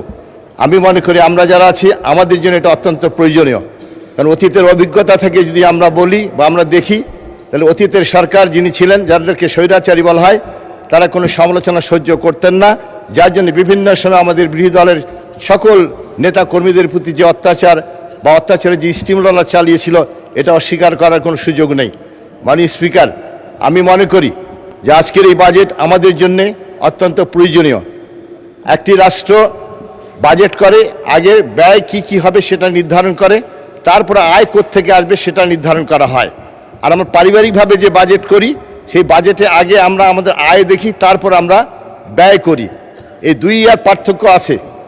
আগে আমি অর্থনীতি পড়েছি যে cut your coat according to your cloth, অর্থাৎ ব্যক্তিগত বাজেটে, পারিবারিক বাজেটে আমরা কাপড় হিসাবে কোট তৈরি করতে হবে আমাদেরকে, কিন্তু রাষ্ট্রের বেলায় সেটা হয় না। আমাদের এই বাজেট আমি মনে করি আমাদের জন্য অত্যন্ত গুরুত্বপূর্ণ। আমি অত্যন্ত সাধারণ মানুষ, সাধারণ পর্যায়ের কিছু কথা বলতে চাই, কারণ গত নির্বাচনে আমরা কিছু মানুষের সামনে কিছু ওয়াদা করেছিলাম যেমন আমরা ওয়াদা করেছিলাম যে ফ্যামিলি কার্ড আমরা দেব, এবং আমরা জানি যতটুকু যে এই ফ্যামিলি কার্ড আমাদের মা বোনেরা যারা আছেন তারা পাবেন, যারা বিবাহিত যারা আছেন তার থেকে শুরু করে সবাই এই ফ্যামিলি কার্ডের আওতায় আসবে। আমি মনে করি এটা একটি ভালো উদ্যোগ, কারণ আমাদের দেশে আরও অন্যান্য কিছু সুযোগ সুবিধা দেওয়া হয়, যেমন মনে করেন যে আপনার গর্ভবতী ভাতা দেওয়া হয়, দুস্থ মাতাদের ভাতা দেওয়া হয়। এই সকল ভাতা আমরা যদি না দিয়ে আমরা সকল সুবিধা যদি আমাদের মা বোনদের ফ্যামিলি কার্ডের মাধ্যমে দেই, তাহলে আমার মনে হয় যে এই উদ্দেশ্যগুলো ওইটার মধ্য দিয়ে পূরণ হবে। কারণ একজন আমার বোনের বিয়ে হওয়ার পর থেকে যদি সে ফ্যামিলি কার্ডের আওতায় আসে, তাহলে সে জীবন পর্যন্ত সে ওই কার্ড থেকে সেই লাভ পাইতে থাকবে। উনি যদি সংসার না করেন, বিধবা হন, আর স্বামী না থেকে বিধবা হন, তাহলেও তিনি ওটা পাবেন। যদি উনি সংসার না করেন, ত্যাগ করেন, তাহলেও তিনি ওইটা পাবেন। সুতরাং একজন মা এবং বোনেরা এই ফ্যামিলি কার্ডের মধ্যে দিয়ে যে সুবিধা পায়, তাহলে আমরা মনে করি অন্যান্য সকল সুবিধা কাটল করে আমরা যদি এই সুবিধাতে আমরা যদি নিয়ে যাই, তাহলে আমাদের জাতি, আমাদের মা বোনরা উপকৃত হবে। সম্মানিত মাননীয় স্পিকার, আমরা সেই সময় কৃষক কার্ডের কথা বলেছিলাম। আমি মনে করি এই কৃষক কার্ড আমাদের জন্য অত্যন্ত গুরুত্বপূর্ণ। আজকে এই কৃষক কার্ড আমরা যদি নির্ধারণ করি, আমাদের দেশে জমির পরিমাণ কত, এবং এই প্রান্তিক চাষি যারা সরাসরি যারা কৃষির সঙ্গে যারা জড়িত, তাদের হিসাব করে, এবং তারা কে কোন ফসল আবাদ করে, এই ফসলে কি পরিমাণ সার লাগে, কি পরিমাণ পানি লাগে, কি পরিমাণ বিদ্যুৎ প্রয়োজন হয়, এগুলা যদি আমরা হিসাব করে আমরা কৃষক কার্ডের মধ্য দিয়ে যদি তাদেরকে সরবরাহ করি, তাহলে আমি মনে করি যে সেটা সবচেয়ে বেটার হবে। তাহলে দেখা যাবে যে আমাদের হিসাবের মধ্যে কোনো গরমিল থাকবে না। আমি আরেকটি বিষয় বলতে চাই, মাননীয় স্পিকার, আমাদের দেশের কৃষকরা, কৃষি হচ্ছে এই দেশের উন্নতির মূল সোপান, কিন্তু এই কৃষির সঙ্গে যারা জড়িত এই কৃষকরা কিন্তু আমরা প্রায় বিভিন্ন ঝামেলায় বা বিভিন্ন অসুবিধার মধ্যে থাকি।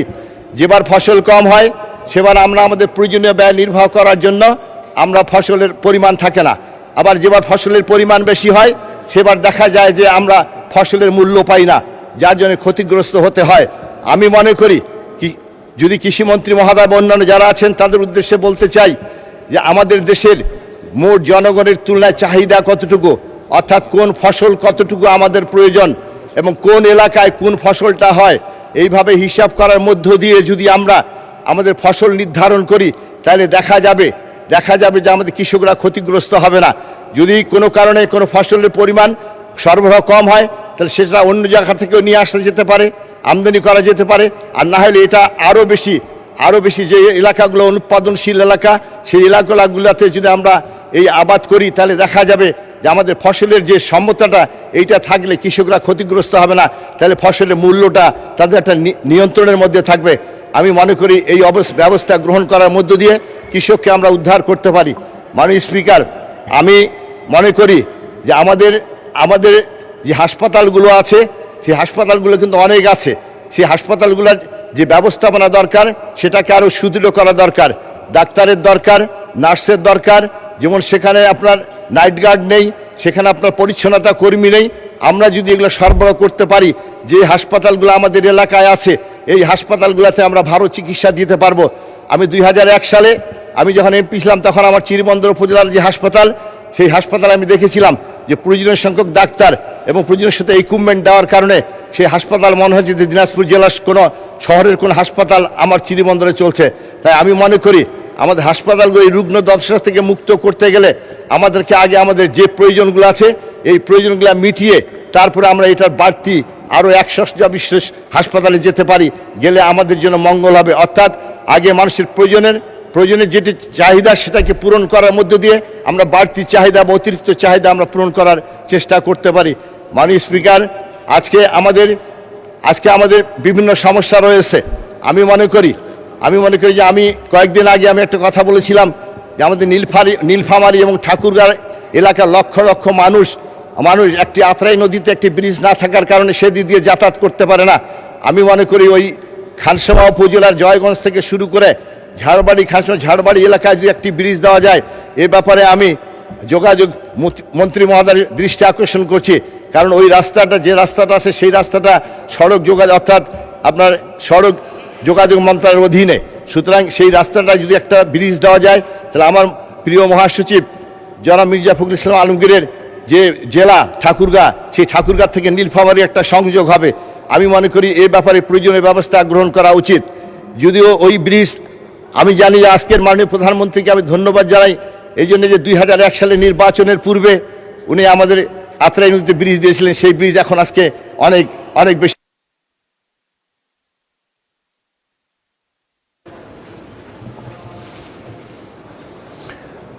মাননীয় সদস্যবৃন্দ, সংসদের বৈঠক মাগরিবের নামাজের জন্য 30 মিনিটের বিরতি দেওয়া হলো। আপনাদের সবাইকে ধন্যবাদ।